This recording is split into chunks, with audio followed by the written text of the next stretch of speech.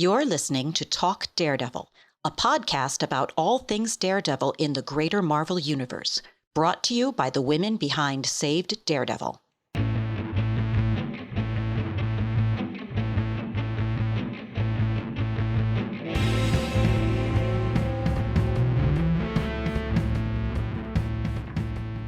Hello and good morning, everyone. Welcome back to the Talk Daredevil podcast. We are potting bright and early this morning about She-Hulk, which we are finally ready to get together and review.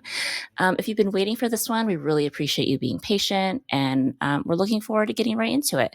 I'm Phyllis, and I'm joined by a few beautiful folks today. I'm Rhiannon. This is Shelby.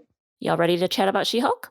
Let's go. Yeah. Let's do it. All right. So just a quick little preface. This is going to be very similar to how we've handled our previous review pod. So we're going to talk about the overall season, highlight some of our favorite or notable moments. And with this one in particular, we're going to wrap it up with all of the Daredevil.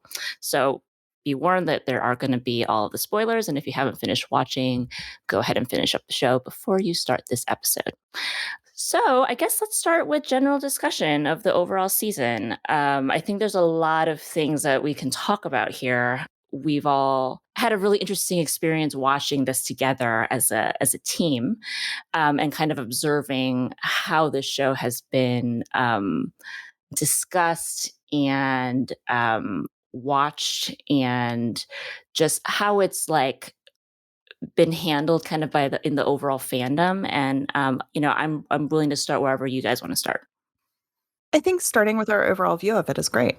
Okay.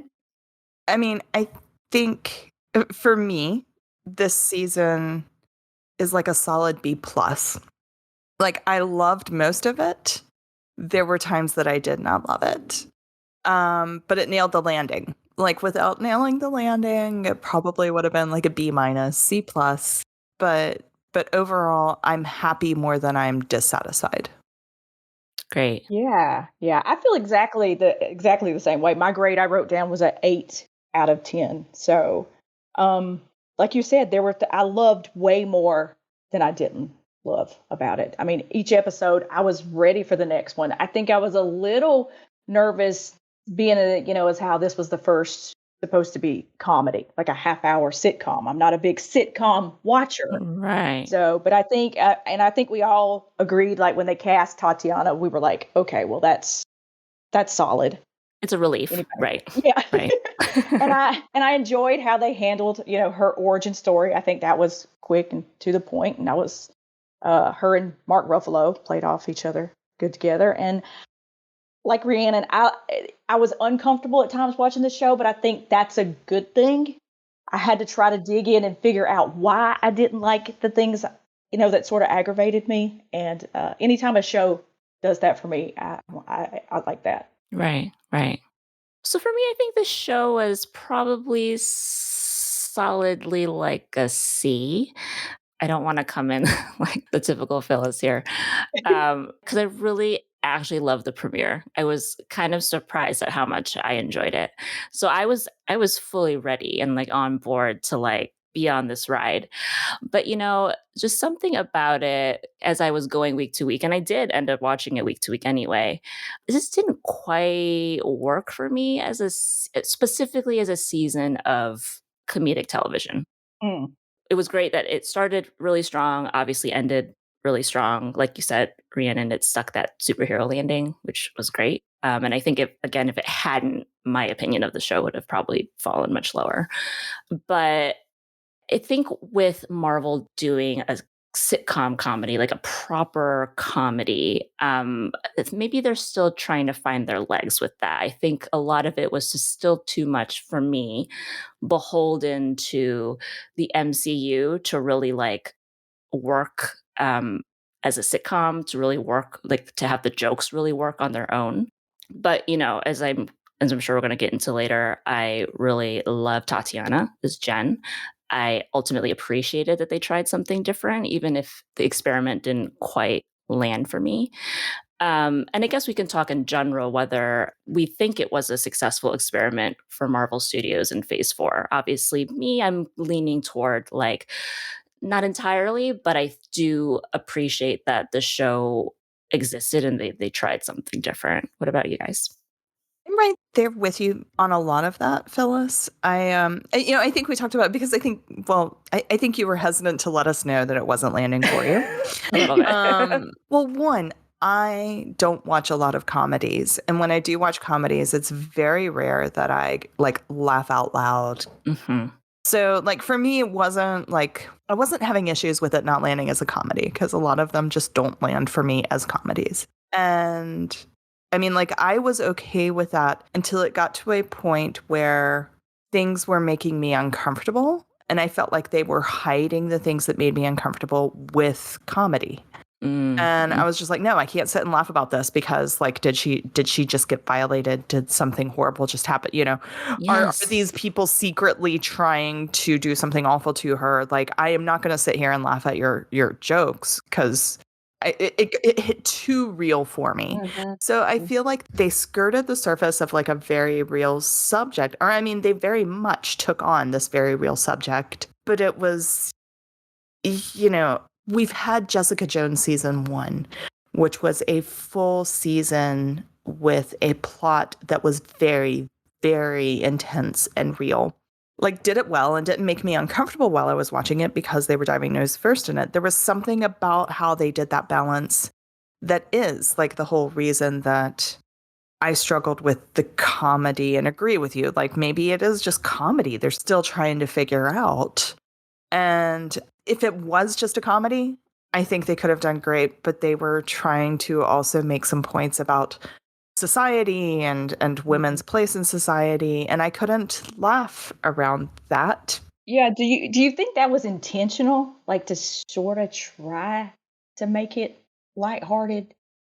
How they sort of did, now looking at the finale, like the season as a whole, how we're not taken seriously. There's a whole lot to like take on in this show when it comes to being a woman and how you feel about being a woman and how you feel about other women and sort of how we judge other women. And we're supposed to, not take ourselves too seriously, but be serious in the right moments. So I think we were in one situation where if that was their intent, they had the opportunity in that final episode to clearly say it.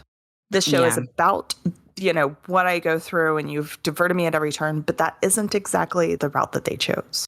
Right. I think what remains a little bit frustrating about the finale, even though it was one of the episodes I actually did enjoy, was just how hand wavy they were in regards to kind of all of the conflicts that Jen had faced over the course of the season. And, I guess this is kind of where I don't know if they were as successful as they thought they were in implying that, oh, haha, we were self-aware this entire time that the storylines weren't what they should have been, that they weren't serving Jen. But then you did put her through these real, as you said, violations. And there were points in the season where I was like, oh God, like, are we going back to this well again? Like, is it only going to be about Jen's dating life? Is it only going to be about the rotating door of assholes that are like trying to make her life miserable? And at the end, they're like, oh, haha, she can just say, I don't want that. But the end of episode 8 was like super dark and like very disturbing. And so I kind of thought it was a little bit of a cop out that if they were making this commentary, which they clearly wanted to, then I think they should have finished essentially making those statements. So, I don't know. I think this is maybe like perhaps they thought they were being a little too clever for their own good. Or maybe they just wanted to touch on the surface of it and not really dive into it. It's one of those things where I don't think they executed the show well enough to be able to do both of those things. So I think if they are coming back with a season 2, as I think they're rumored to, like, I hope they really think about how they handle the tone and how they're folding in some of these statements about society and the state of like internet discourse and et cetera into the show. Agreed. And I think, Yeah. I mean, I think like really when you step back and look at the show, the villain of this season was the incels on the internet. I mean, I guess that's the term that they used on there. Right. The male dominated, I think of it as like Comicsgate types that have been targeting this property since the day it was announced. So, the writer's room came up with all of those quotes and stuff in the show 3 years before we saw them on our screen. With them being the villain, I think that was an unclear villain, and I'm not sure clearly it was not dominated. There's still those people on the internet having that feeling and saying those things that totally did not see themselves as the villain. And you're not going to see yourself as the villain, without some very careful storytelling. So I feel like they had a really cool platform to sort of raise a mirror to some people's faces, and just didn't do a great job of it. Not if I even know that they could, but if you're going to go all out and you're going to take that subject and you're going to smash it, like I said, I got to the end satisfied and fulfilled, but man, yeah, second season, maybe they could take it a little bit further and have a real message with it. Or maybe they're just gonna, make some jokes around it and fuel internet discourse. Glad that we had our Discord TV discussion, because you guys were probably better at when I would hear some of y'all's opinions, I would be like, yeah, that's it. Like when the things Rhiannon said, and I think A brought up some good points. It just, you really have to talk through it, because there was a lot that to make you uncomfortable, and the humor surrounding it, and then you feel guilty about not fully enjoying it. And you're like, why am I not enjoying this like I should? Right. And I think that's a good segue to maybe talking about some of the discourse that has surrounded the entire series run. Because I think we're touching at it right now, but the show essentially was kind of written to have the meta villain be the misogynistic side of internet / Marvel fandom. And so if the intent was to bait people into saying and doing some of the things that they had already written 3 years ago, they were very successful. Which, I think it probably worked with the intent of how they wanted the show to be talked about, but whether or not it was kind of the right discussion to be surrounding the show week to week, I think I do feel like this show could have done something more to not have it just evolve into the same intense, polarizing conversation that we have seen around a lot of things. So what do you guys think about that? Definitely. I mean, like I said, people decided 3 years ago that they weren't going to like this show, that there was, something about them doing She-Hulk in general, and change in general. There are people that just, there are properties that aren't for them. And I feel like Marvel has gone in a lot of directions that have been experimentation and have been trying to reach new audiences. And some people just have not been happy about that. There was a level of toxicity with this that reached new levels, that if anybody's listening to this podcast, they've probably seen it. They probably felt it. It exhausted me. It almost made me not want to talk about the show with some people. It was exhausting. And I felt it somewhat personally attacking as someone that I could relate to Jen Walters in a lot of ways. I simultaneously wanted and did not want to have those discussions, which is, something that we'll get into later. But the discourse, I think what we all felt was it kept us from wanting to say anything critical about the show. Mm-hmm. Mm-hmm. And that also, is a weird place that I think we need to normalize having complex feelings. Overall, I liked the show, but I also have some issues with it. We can just love things without having to critique them. Not everything has to be perfect. This is a hobby. This is something that we all go to for enjoyment. If you don't enjoy it, don't watch it. If you do enjoy it and you enjoy talking with your friends about the feelings that you have about it, great. But you don't have to critique it, but it is okay to have complex feelings about it. That's one of the things we struggle with just in general as women, is being allowed to have complex feelings, being able to work through our feelings without being attacked. We have fear of being attacked at every turn. And this show, there was so much, there was hate for every single part of it. I do not understand. Watching something just to hate on it. I will never get that. Right. And I think this speaks to an even broader state of internet culture, that we will not be able to really sufficiently unpack here. Because people literally are just this is how discussions devolve, right? Like, you're not allowed to love something, you're not allowed to hate something, you're not allowed to have complex mixed feelings about things, you're not allowed to discuss things in a critical way, without being attacked for one reason or another. And I think that because of the way the show was going to be received by a certain segment of the audience and the way that the creative team also intended for the show to be received, it was kind of just like a perfect storm of like all of the shit, essentially. Yeah.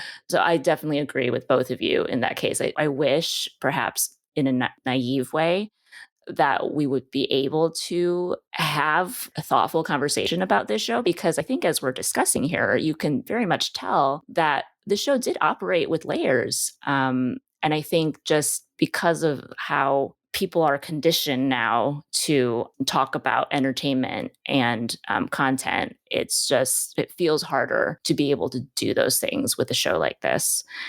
Something that we talked about too within our team was just seeing kind of this hate toward Daredevil fans. We knew Daredevil was coming in the show. And therefore, there was a large segment of population that maybe wouldn't have watched it if there had not been the Daredevil tease. Either in the trailer before the show even started, or after they literally teased the character in the show. A lot of the negativity of people, like I said, if you don't like it, don't watch it. There were a lot of people that wouldn't have watched it, but they wanted to see Daredevil. Therefore, a lot of the negativity was attributed to those people watching it only for the eventual Daredevil premiere. And I think that was upsetting for all of us. Well, because, I think a clever part of the She-Hulk marketing campaign was their self-awareness that this show is going to be kind of packed full of cameos, and trying to get ahead of that and saying, but this is Jen's show. This is Jen's show.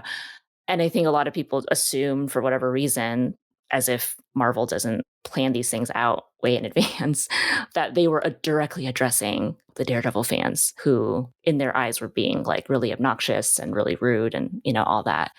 No, I think they were just making a statement that they know that people were going to be tuning in for so many different reasons, whether it be, for the Hulk, for just, all of these other people that had been teased as well alongside Daredevil. But yes, it was just a little bit frustrating. And that's not to say that there weren't people that were probably being obnoxious, because that's just how it is on the internet. But yeah, I don't know. I don't know if I would have preferred that they not have told us or So shown like us. this is the internet. If this show is not your thing and you're just waiting to see Matt or Wong or whoever it is, just wait. The internet's gonna have it like condensed down to a YouTube video where you can just what are you Yeah. even doing? It's frustrating. Mm-hmm. Yeah, people that were watching it just for Daredevil and then mad every episode that he was not there and that they were like forced to watch the show. Like, no, you could have waited 10 minutes. And the internet would have spoiled every little detail. Please. I know that at the same time, the people are like, spoilers. How dare you? How dare you? There's really no winning, honestly, sometimes. There really isn't. So, well, I mean, like the writers clearly, like they knew there was no winning. Yeah, and they lean into it, which Yeah. I definitely don't disagree with the choice, because I think in that situation is kind of like the only way to deal with it is just head on. So, I appreciate their balls for doing that. That whole part of it just also gave me, to make a Arrested Development reference, it made me feel C- the whole time. Mm-hmm. Yeah, because you had to deal with a week of like hate and aggravation and obnoxiousness. I think the part that hit us so badly as Save Daredevil was that all of that hate was being attributed to quote unquote Daredevil fans.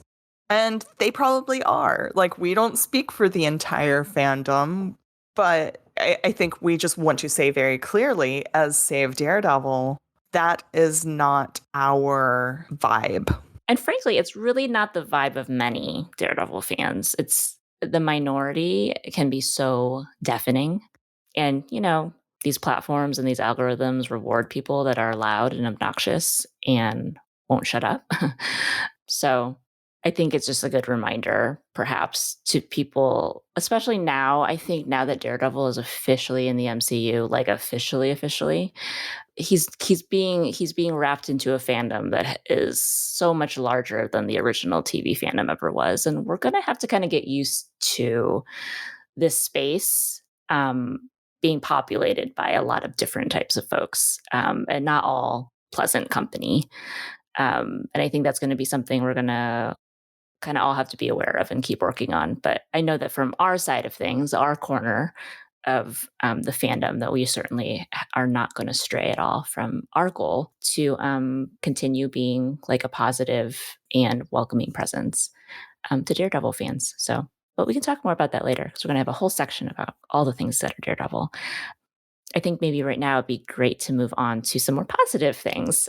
We usually like to kind of go through some of our notable moments and favorites from each of these series. And again, even though overall there might have been some like mixed feelings, complicated feelings, there were still things that we all really enjoyed. So this is your moment, folks. Let's talk about it.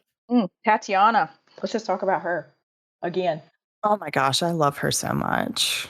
Did you guys watch Orphan Black? Am I the only one? I was just going to say I'd never watched Orphan Black, but I knew that she was supposed to be amazing in it. So I had like expectations of her, even though I hadn't watched her show. Shelby, had you watched? I watched part of it. I don't think I finished it, but she's the kind of actress that you feel like you could throw anything at and she would just go with it, nail it. Absolutely. So, yeah. I mean, I watched all of Orphan Black and she is probably one of the best actresses ever. Definitely. Of our, like this generation, our generation, definitely. Yeah. Yeah. I mean, I feel very comfortable with the ever. I mean, there were times in Orphan Black, but she just did things there that were amazing. So I had no doubt she was going to nail this character. Yeah, we were just like, she's so tiny. She's so tiny. But she's the type of tiny actress that could big person. Yeah, big. She fills the room whatever easily. she needs to be. The thing from Orphan Black that sold me on her is she's playing a lot of clones. So she's playing completely different people. And there is one scene where she walks in as, one of the clones has blonde hair. So she walks in as the blonde. And when she opens her mouth and starts talking, you immediately know that it is one of the other clones pretending to be the blonde clone. And all of it is Tatiana, but just through her mannerisms and her voice and all of that, you immediately know that it's her pretending to be another character, pretending to be her. Like, she's mind-blowingly good. So I love everything about her. I want her in everything. And she seems like a genuinely wonderful human being. Yes, for me, if she was not the one playing Jen in the show, I definitely would have checked out way earlier. Her performance made what few parts of the show that I actually did enjoy, made them for me, and made even sitting through the parts that I didn't enjoy as much, like, okay to sit through. Because every time she was on screen, I found something worth watching in her performance. Yeah, you can't help but watch her. Yeah, and like just her charisma and her charm. I don't know how many comedy beats she had to play in Orphan Black. My impression of the show was that it could get pretty dark and dramatic, but she is wonderful at comedy. And I'm really excited, even if I not quite so much about the show, I'm so excited for her to continue on in the MCU and to see where she ends up next. And she was surrounded, I think, surrounded by some other amazing cast. Yeah, I want to think that like early on, Shelby and I were like, I need more of this amazing side cast that they've introduced with Pug and Nikki and even Titania. I loved Nikki so much. She is hilarious. Ginger is her name, I think. Yes, Ginger Gonzaga.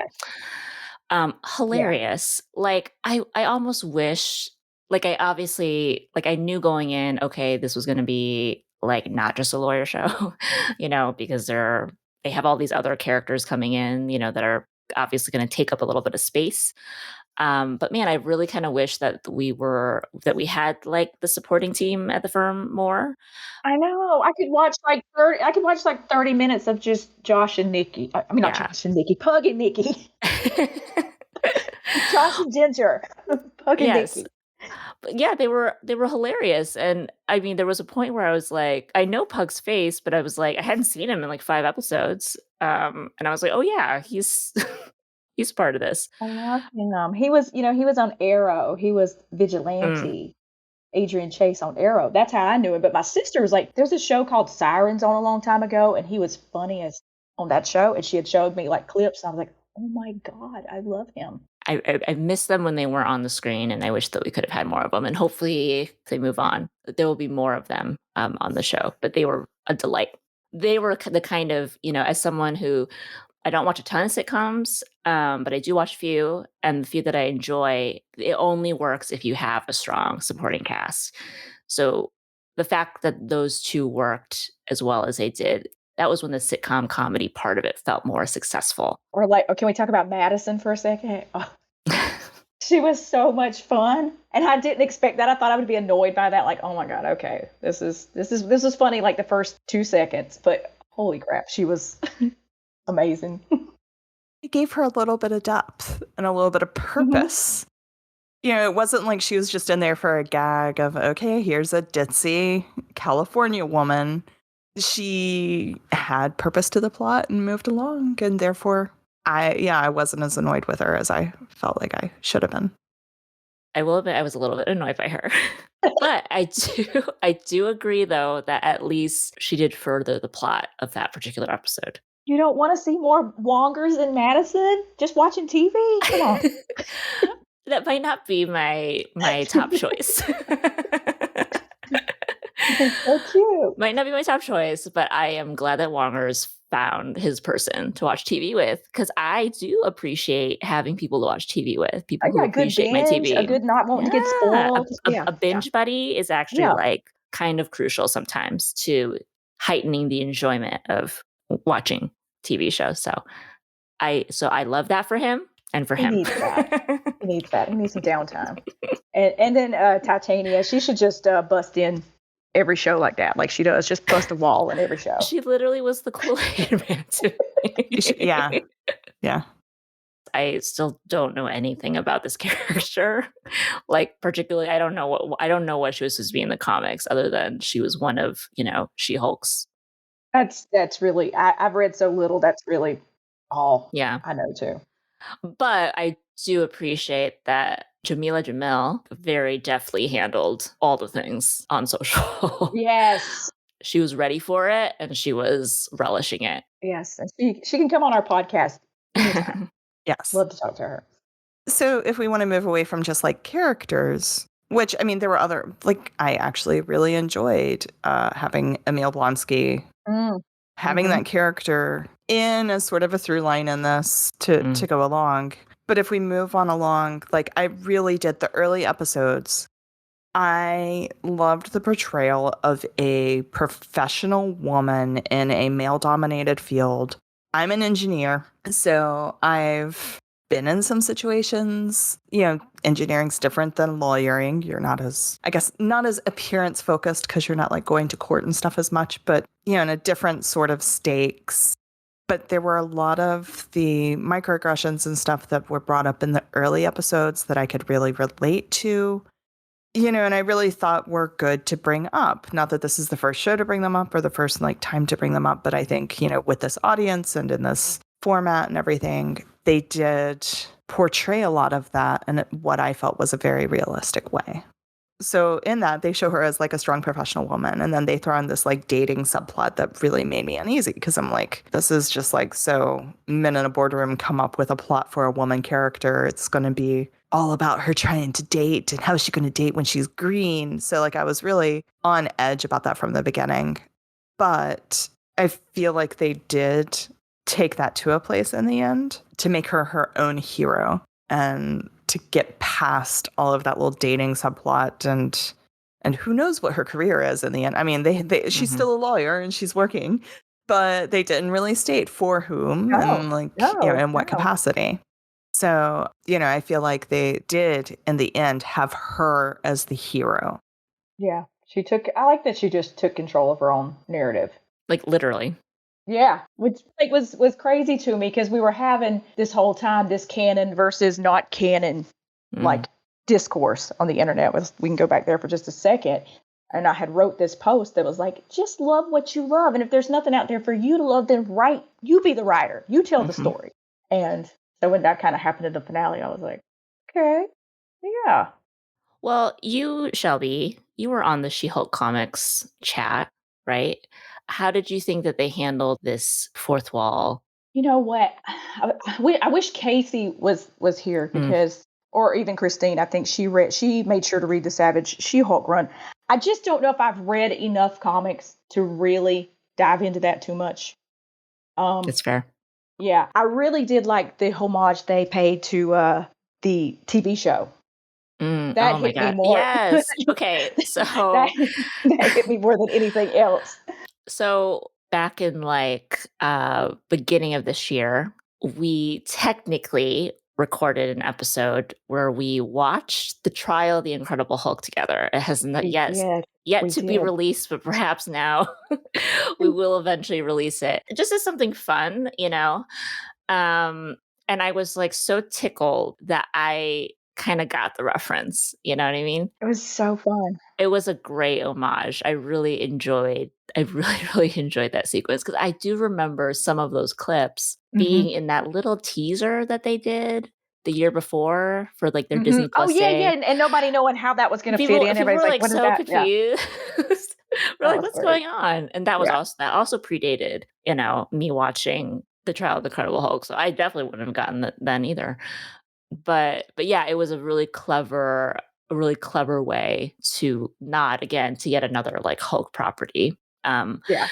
In addition to that moment being a really fun one in the finale for me, I did to my surprise, I really actually did enjoy that that final fourth wall break in the finale, which I think I like for the first third to a half of it. I was like, oh, I don't know. Oh, I know. Like it just was really messing me up, my brain, and it was messing me up. And I was like, Shelby, she's taking control of her own story. That's what you want people to do. I'm like, I don't know. This is too much. But again, I attribute it entirely to Tatiana for like selling the shit out of it for me.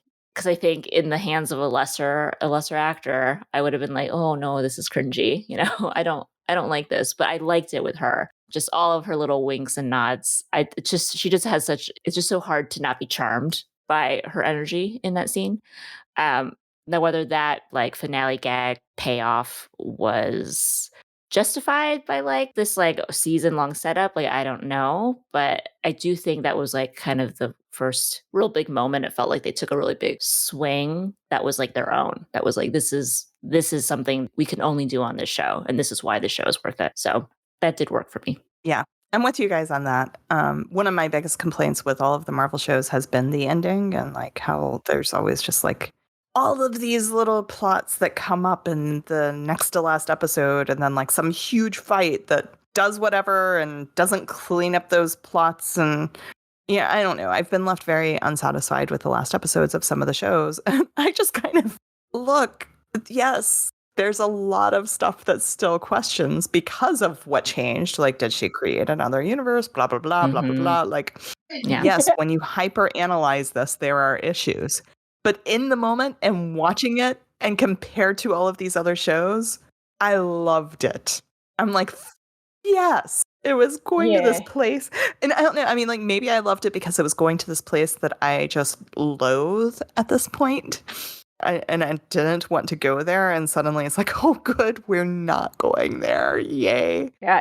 It did feel like the most even of all the shows, and maybe that's because it was all over the place the whole time is why it felt even. But it's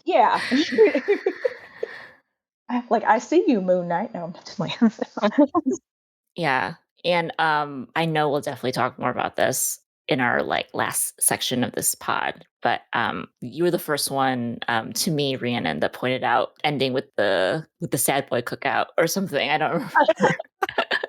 Oh God, Falcon! I think somebody else titled it the Sad Boy Cookout. Okay, but I'm just like, but you were the one that was like, oh my gosh, they did another cookout ending. yeah. Like let's just end everything. Well, yeah, with the loner boy at the cookout was kind of how I put it. But then somebody on Twitter titled it like the Sad Boy Cookout. Yeah. So to be clear, I don't love the just like giant cinematic fight at the end of these TV series. I do love the family cookout at the end of the barbecue. series. Yeah, let's more barbecue. Yeah. Yeah. For me, they're cookouts. For some people, they're barbecues. That's a American regional thing, but or grilling. We just call it grilling down here. We're just gonna grill. Oh, okay, interesting. Yeah, if we were calling out moments the finale, I wanted to call out that one because I did have a good chuckle about it after the fact. So why don't we just go ahead and talk about Daredevil? I mean, I think what really pleased me was, first of all, I very much enjoyed. Oh, I know what it was, Phyllis. I know what it was. The shout out to the Rogers musical in the background of the fight scene between Daredevil and She-Hulk. Was that what pleased you the most? No, you got me there, Rogers Shelby. the musical in the background.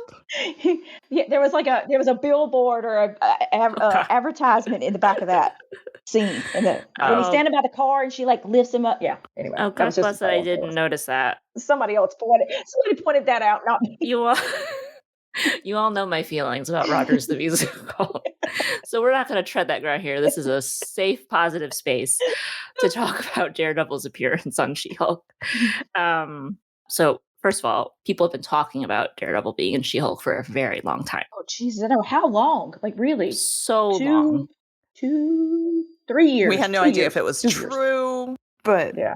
And I think naturally, a little bit of trepidation, a little bit of like, ooh, how are they going to do this? And even leading into the show, I think we all knew for one reason or another that his appearance was going to be like near the end of the season. But, we were really stoked to have gotten that like actual tease in the She-Hulk trailer that they dropped at San Diego Comic-Con. So that was like, I think the first moment of like, oh my God, this is so exciting. Yeah, because I was like, are we going to pretend like he's not in this show the whole time? Are we going to do that? Right.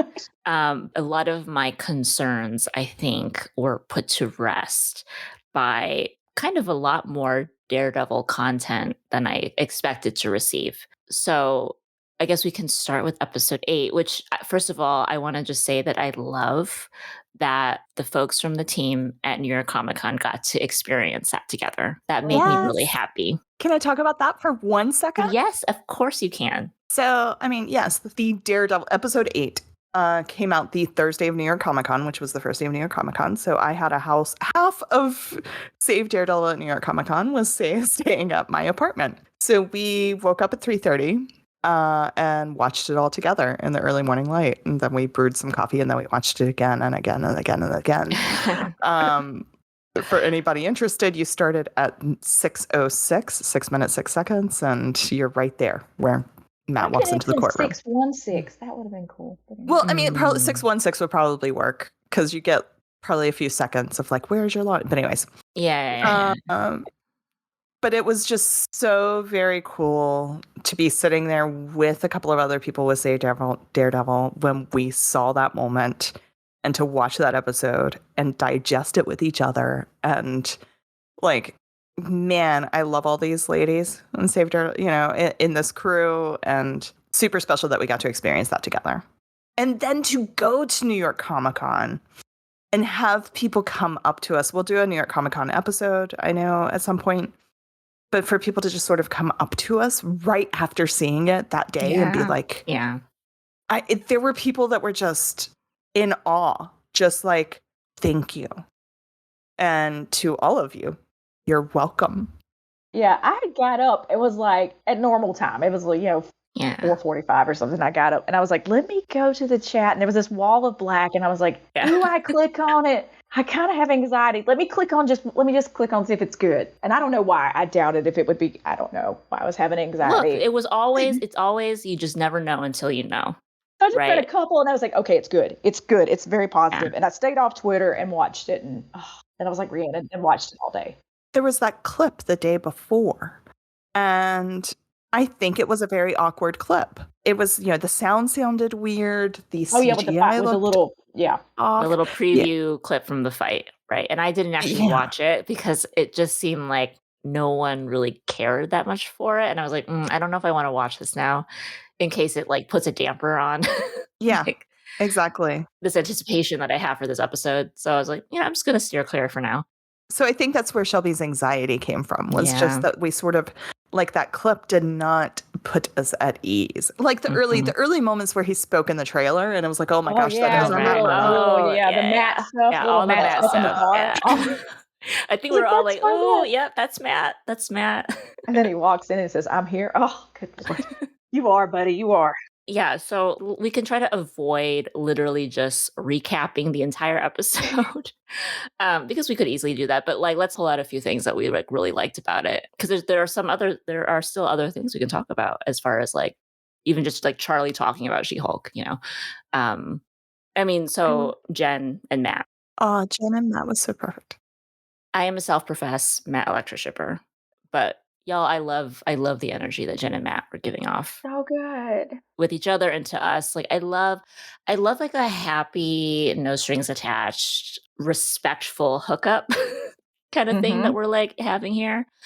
I just really loved it. And obviously there's like other things I very much enjoyed about Matt's appearance in this episode, but since we are talking about Jen and Matt, it was like hilarious to me that they ended up going back to her place and he's like in full costume. I don't know. There's like just so much of that like flirty energy that just really worked for And me. then has to leave in the costume. He has no other clothes. He has to just leave in the costume. So good. So obviously, that's not like the main takeaway from this episode, but I just thought the whole relationship and their chemistry was just so charming, and I just love that they are like on the same level and like adults. Yeah, it was so adult. And mature, Yeah, and he was mentor, trying to be the mentor. Like I love that Matt, where he is now, is comfortable enough to be a mentor to somebody else, another superhero. Yeah. Well, and I think that in itself gave a very good job of showing that this is our Matt, but this is our Matt in a different place.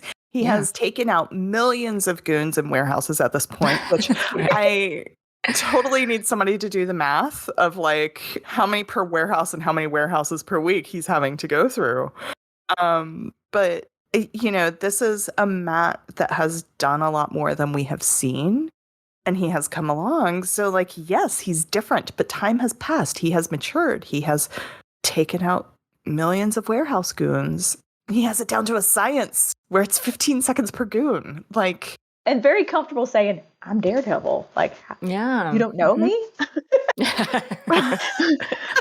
Whereas, years ago, our Matt might have been like, I'm Daredevil. My name doesn't matter. Yeah. I didn't choose that name. Yeah. No, it was so nice to see a portrayal of him that just felt so grounded in the Matt that we know. But Charlie did a wonderful job portraying him as a Matt that has grown up, that has like seen some things, has evolved, gets to have a little bit of fun. I think, there was a lot of fear around Daredevil being in a comedy and whether they were going to like, make him too funny, too hammy or whatever. But I thought tonally they did a great job balancing the moments where Matt can get a little bit more, for example, in the lead up to the fight at the warehouse, him having this like banter with Jen about goons, was a really nice example of like the kind of humor that worked for Daredevil in this universe. Like he wasn't the one making like all the zingers and like winking to camera, but he was clearly like comfortable and relaxed and got to have a good time. So I really loved that for Charlie. I know he talked about that quite a bit before we saw this show and after. And I just think like, I think a lot of the things about his appearance, well, not just a lot of things, all of the things about his appearance really worked. I was like, am I going to want to rewatch this when I watch it? And yes, I've watched it so many times. I'm like, I've missed you. I know. I also appreciate that because I think it's hard to not be tempted to put Daredevil in a hallway. And obviously they did that. I also just really loved when Jen just like busted through the ceiling because it was like perfect for her show. Yeah. And also, I don't want you guys to bite off more than you can chew right now. Yeah. Save that stuff for his own show. Don't mess around too much with it. The fighting too, I remember on that first watch, for me, I watched this at midnight, so I wasn't like too bleary-eyed or anything, but I remember thinking like, oh, okay, this is like packing more punch than I thought it was going to, so I was quite pleased with that as well. No, I agree with you on the hallway because I was sitting there. I was sitting on the floor. Christine sitting behind me. I will always remember like this little voice in the back of my ears. He's in a hallway. And I was like, oh my gosh, I did not realize that. And then it was just clearly She-Hulk reminding, boom, this is my show. Yeah. And I thought that was just a perfect little balance with his appearance there, enough to get me fully hyped. And then and then he got to keep fighting. It's not like, and then we never saw him again. Like, yeah, exactly. And it did feel like it felt like to me that was the most time that we got to spend with Jen. I feel like that was the episode where I got to know her the most. Mm-hmm. It's true. And to have her playing off of somebody for almost an entire episode was quite nice. Usually when she's in these fights, I mean, I confess I have not gone back to rewatch the show, but it feels like it's all kind of like, I don't know, it's just like kind of she lands a few punches, fights a few guys, and then you move on, whatever the next scene is, whatever the next case is. So it was nice to see her actually be with somebody discussing kind of the She-Hulk thing and the Jen lawyer thing over a whole episode. It felt very cohesive in that way. So I think that like people were already whispering that like we were going to get a little bit more Matt in the finale. And I think they were like, again. No, not on the internet. People already like knowing what's going to happen. No. No, people don't want to spoil things. I want to think there was some inconsistency in how it was reported how many episodes he would be in. Right. So that left us some belief that he could be in the final episode. But then I was also like, oh, but do we want him in the final? I mean, obviously we want we didn't. him, but do we want him in the finale of the show? But again, his appearance in the finale as well was just like, just right. Didn't expect to see him like just hanging out for like. I have never related to a character on TV more in my life. Which one? Her wanting him there or him just there hanging out? Which one? Her wanting him there. Her addressing Kevin Feige saying, her addressing Kevin. Kevin. Yeah. Mm-hmm. That she wanted more Daredevil. Like, I was like, oh, how do we get Tatiana a shirt? Yeah. Yeah, it was just so perfectly worked into that whole, scene with Kevin. And then I think at first I thought, oh, it's just going to be like, it's just her making references, which on its own was already like, it was very funny and cute. Then he drops in from the sky. And then he's there for the rest of the episode. Oh, it's over? Oh, yeah. So cute. Yeah. And I mean, I think like as many plot holes and stuff that I have complained about in the MCU, I have zero complaints about the Matt Murdock falling from the Daredevil falling from the sky. Right. Like, if that's what it took to get Daredevil back in the MCU, I am 100% okay with it. Agree. I will say that it's always going to like weird me out just a little to see him in broad daylight in his suit. Yeah. But I'm okay. I think I'm okay with it now. If only because then it like, oh, now I know exactly like what the colors were, and you can see very clearly it's like the same suit. I also know there was some Team Flannel. Ooh. My first watch was like, oh, this is weird. Well, he didn't fall from the sky with a suitcase, Phyllis. I know I had to write a whole backstory in my head about this shirt. Yeah. But it was so soft. It looks so soft. We already know he doesn't carry spare clothes with his suit. And he didn't drop from the sky with a suitcase. So those are obviously Uncle Tucker's clothes. Yes, I will allow it. So while Daredevil didn't overshadow Jen's ending, like Jen clearly ended this show, for us emotionally, we have worked so hard to see this moment where he was there and for it to land so well, for it to be him and be all of that. Like, yes, that is a highlight. Like, It doesn't overshadow what the show was. It doesn't change that we either loved or did not love She-Hulk and Jennifer Walters and how the plot went and all of that. I think it's safe for all of us to just take a moment and say we loved the Daredevil aspects of both of the final episodes. 1,000,000%. Totally agree. Yeah, I think we definitely personally had just, I wouldn't say it's unique to us. I think many fans did have like a vested interest in seeing how his return would be handled. But I think for us in particular, it was just very special. And so I'm just really glad that that it did happen, that it was executed as well as it was. And I think the gift that it's given to us, particularly as a campaign, is just all of Charlie's post She-Hulk interviews have been just such an absolute delight, first of all, to read. And it's just always so like surreal to me when Charlie directly references the campaign, which he did many, many times during D23 press, which was already like a bit shocking. But the fact that in these post She-Hulk interviews, he has once again provided so generously some credit to us, Save Daredevil, for just his return and how, his future will look like in the MCU. So that has been something that we've been living through for this like past week now. And it's been really, I don't know, it's just been such a joy and always filled with gratitude. That Marvel interview was like everything. Yeah, who would have thought that like Marvel.com needs to like now have Save Daredevil But somewhere. listen up, bestie. Listen up, Charlie. Like, you got to take some credit for your own awesomeness too. Which I think he knows, but I think, let's just tell him. I know he didn't like to hear it, but he's pretty awesome. He's just good. He's good people. We have seen that for ourselves many times over the last few years. This just is like another piece of evidence to us that he is just like one of the most like kind-hearted and generous people in the business. But yeah, Charlie, we are just thank you and we love you. And we are just so stoked to see how everything unfolds from here. Which, I mean, we could talk about that a little bit before we wrap up. I'm still not entirely sure if this is a rumor or not, but it has been reported in the trades that him and Fisk will be appearing in Echo. Well, obviously, we know that Vincent is reprising his role in Echo. And the news is that Daredevil will be there too. I think that will be the next stop before we get Daredevil Born Again. I don't know, guys. This is just like, now it's like, feels like it's really happening, which is... man, so excited.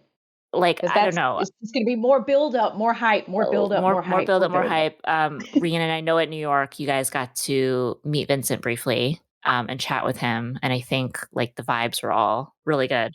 Yeah, and he had nothing but positive things to say. He implied that he knows a little bit about what's coming in Born Again, and that he was super excited about it. He kind of, I mean, like, I've never met Vincent before, right? But he kind of seemed like he really wanted to just tell us everything. And, we're just kind of like, let's just take a picture and let you save your NDA. Yeah. He was very excited. I think, like, for me, the excitement for Born Again is that we have now seen Matt Murdock in the MCU. We have seen Daredevil in the MCU. We know it's still Charlie. We know we know that he's a matured Daredevil. We know a little bit more about this character that we're going to see. By either, I don't know if it's by rumor sites or if it's by the trades. It's so hard to keep track of everything these days. But they're filming in New York City. I mean, Charlie has said, when I step on set in New York. Yeah, Charlie let it slip, I think, in one of his D23 interviews that he was going to be back. Which to me, I mean, not just because I live in New York City and this, maybe I'll get to see, filming in some way or something. I feel like that is such an integral part about the tone that they had in the original series. Yeah. And I think it says a lot about what they're doing. And I think coming out of She-Hulk and with that little bit of news, like, it is making me feel a little bit more comfortable about what they're putting together for Born Again. Is this the first show that they're not primarily shooting on a Marvel Studios lot? Of the MCU television series, yes. Because they've mostly filmed them in Atlanta. They've come up, like Hawkeye came up and filmed for, I think, 2 weeks in New York City. Right. To get some of those, like, city shots, right? Yeah. And there was an amazing amount of leaked pictures from that. Like, they did not, they just did not lock that down like they normally do a Marvel show.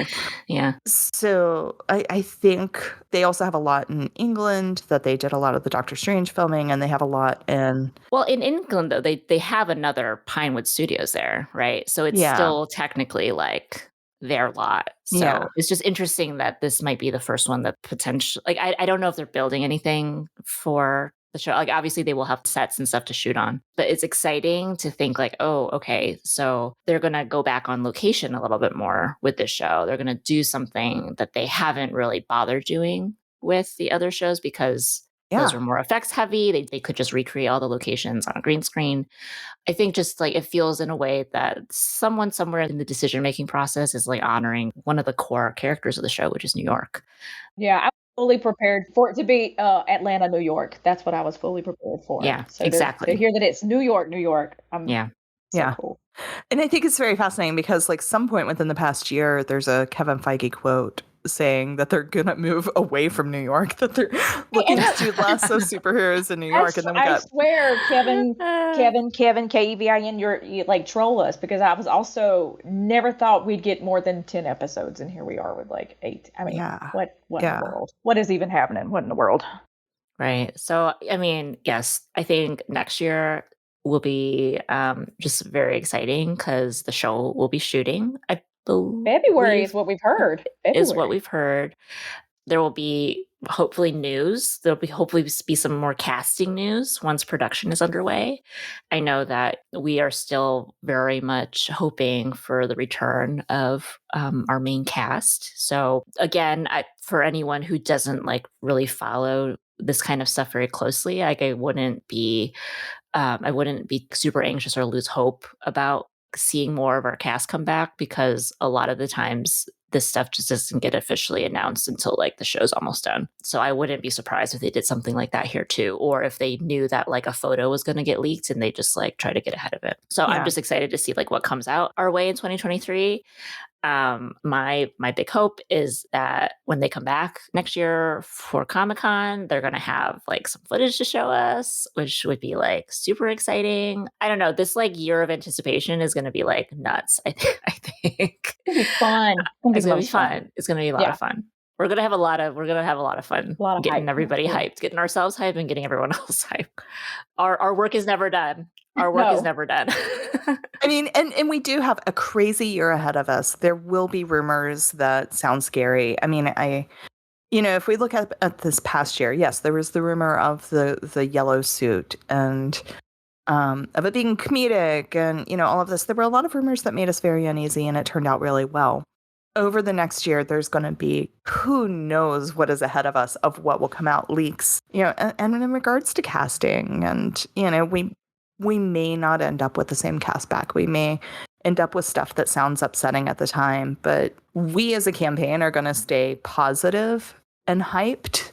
And we encourage all of you guys that are listening, that have listened this far, to remain the same. Absolutely. Well said. All right. I mean, I think that more or less does it. I think we covered just about everything that we could. This was a really fun conversation, you guys. It's hard sometimes when I'm like watching something and I know I don't really like it, but I always actually feel a lot better about it after talking it out with all of you. So I think that now that this conversation has been had, I see more things about the show that I can like acknowledge were things that they tried and probably worked. And yeah, it's always a good time. Thank you so much for this conversation, you guys. It has been so much fun.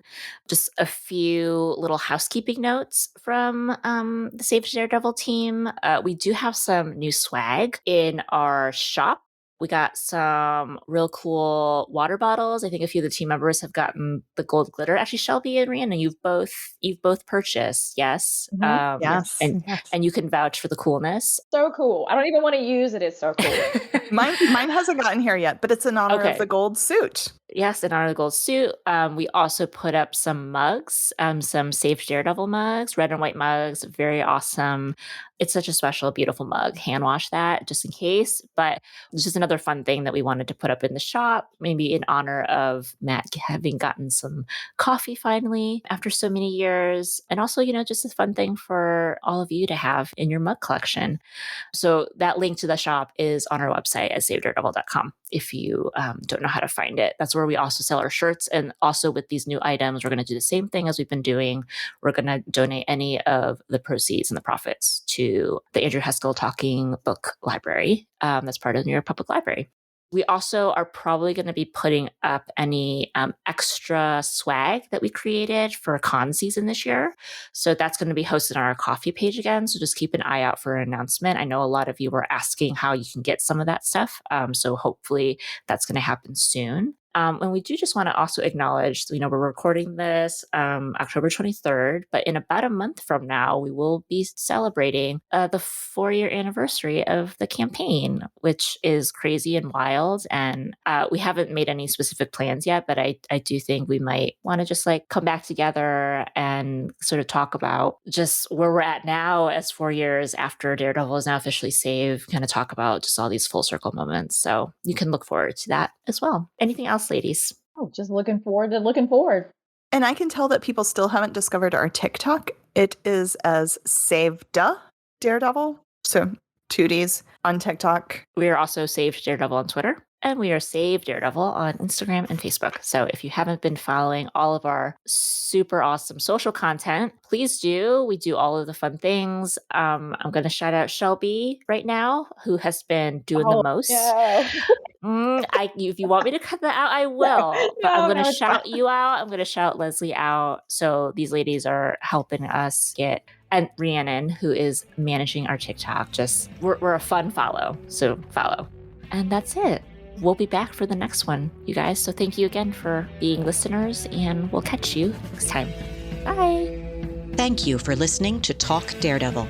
For more information about Saved Daredevil, including links to our socials, please visit us at savedaredevil.com. Remember, Murdochs always get back up.